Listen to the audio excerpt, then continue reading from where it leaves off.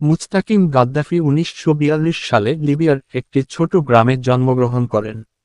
তিনি লিবিয়ার রাজনীতিতে ১৯৬৯ সালে একটি সশস্ত্র অভ্যুত্থানের মাধ্যমে ক্ষমতা দখল করেন এবং দীর্ঘ ৪২ বছর ধরে দেশটির শাসক হিসেবে দায়িত্ব পালন করেন।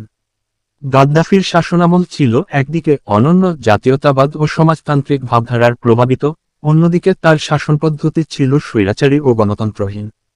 তিনি তেলের আয় থেকে লাভবান হয়ে লিবিয়ার অবকাঠামো, শিক্ষা ও স্বাস্থ্য খাতে কিছু উন্নয়ন করেন। কিন্তু তার শাসনকালে রাজনৈতিক বিরোধীদের প্রতি কঠোর দমন, মানবাধিকার লঙ্ঘন ও বর্ণবৈষম্যের অভিযোগ উঠেছিল। ২০১১ সালের আরব বসন্তের প্রভাবে লিবিয়ায় ব্যাপক বিক্ষোভ ও গেরিলা যুদ্ধ শুরু হয়। এই পরিস্থিতিতে ন্যাটো বাহিনীর সাহায্যের বিদ্রোহীরা তাকে ক্ষমতাচ্যুত করে এবং শেষে ২০১১ সালের অক্টোবর মাসে তিনি নিহত হন। গাদ্দাফির জীবন ছিল শক্তিশালী শাসনের এক জটিল অধ্যায়, যা লিবিয়ার ইতিহাস ও রাজনৈতিক পরিণতিতে গভীর প্রভাব ফেলে। তার মৃত্যুর পর লিবিয়া আজও রাজনৈতিক অস্থিতিশীলতার মধ্যে রয়েছে। আরও বিশ্বের শাসকদের জীবনী জানতে লাইক সাবস্ক্রাইবও করে পাশে থাকো।